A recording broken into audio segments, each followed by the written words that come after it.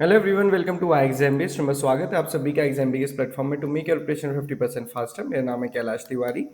दोस्तों, NICL nation insurance company limited जो government of India का एक PSU है, इंश्योरेंस सेक्टर की कंपनी है, उसमें आप देखेंगे 266 एडमिनिस्ट्रेटिव ऑफिसर जिनको AO बोलते हैं, ऑफिसर्स लेवल में ये स्टार्टिंग पोस्ट होती है। इसमें नोटिफिकेशन आया है। इसमें जर्नलिस्ट की पोस्ट भी है और उसके साथ साथ स्पेशलिस्ट की पोस्ट भी है। इसको स्केल 1 कहा जाता है इंश्योरेंस में। ओके। अब इम्पॉर्टेंट ये है कि जो date of last date of online registration है 3 जुलाई है, जिसका इंतजार नहीं करना है। एलिजिबल है तो आज ही फिल करना है और अपनी पढ़ाई शुरू करनी है, क्योंकि जो प्रीलिम्स एग्जामिनेशन है 28 जुलाई को है और मेंस का एग्जामिनेशन 31 अगस्त को। तो ये बहुत एक जल्दी होने वाला एग्जामिनेशन और आपको एक अच्छी अपॉर्चुनिटी लेकर आया है कि आप क्विकली एक ऐसी गवर्नमेंट जॉब में जाएंगे जहां पे आपकी सैलरी अराउंड 1 लाख रुपीज़ होगी। तो डेफिनेटली अच्छी जॉब ये है। ओके।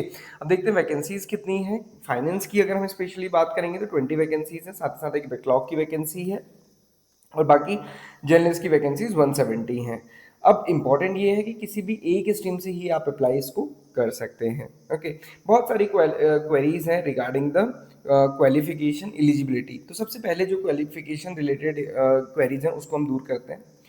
क्या अपीयरिंग स्टूडेंट्स एलिजिबल हैं? सो कोई भी अपीयरिंग स्टूडेंट एलिजिबल नहीं हो पाएगा, इसलिए क्योंकि आपके पास जो डिग्री है 1 मई के अकॉर्डिंग होनी चाहिए। और जहाँ तक मैं समझता हूँ लगभग हर कॉलेज में ही जून के बाद ही डिग्री मिल पाती है, या फिर बहुत जल्दी मिल गई तो जून के स्टार्टिंग या मई एंड तक।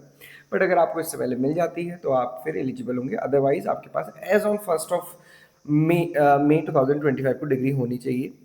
फाइनेंस के स्टूडेंट का कहना है कि सर क्या CA ICWA के अलावा MBA भी एलिजिबल है? सो दोस्तों, MBA तो एक पोस्ट ग्रेजुएट डिग्री है।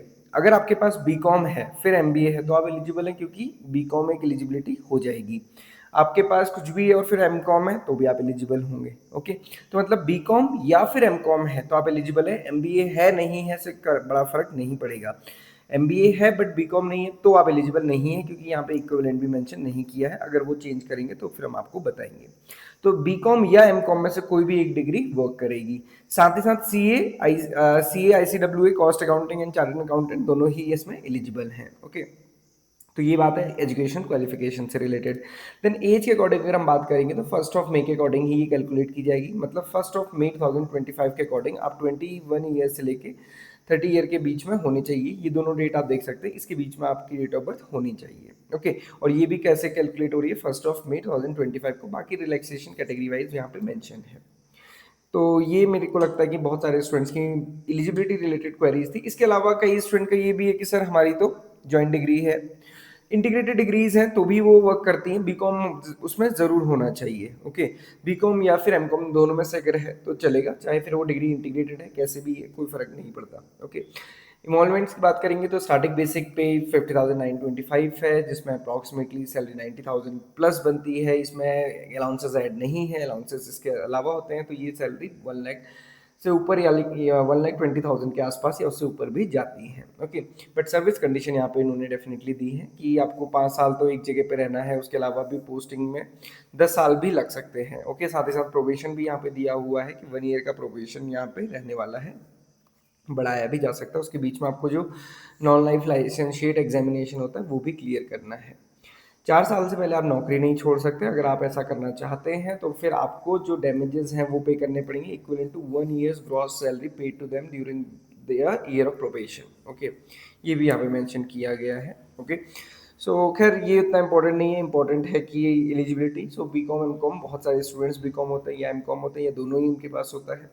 तो आपके लिए अच्छी अपॉर्चुनिटी है, ज़रूर इसको अप्लाई करें, क्योंकि यहाँ पे वैकेंसीज भी अच्छी हैं। फाइनेंस वगैरह में जनरली आप देखेंगे तो जो कंपटीशन है वो कम ही रहता है, इसलिए ये अपॉर्चुनिटी आप सभी के लिए काफ़ी अच्छी है। तो बहुत अच्छे से प्रिपेयर करें।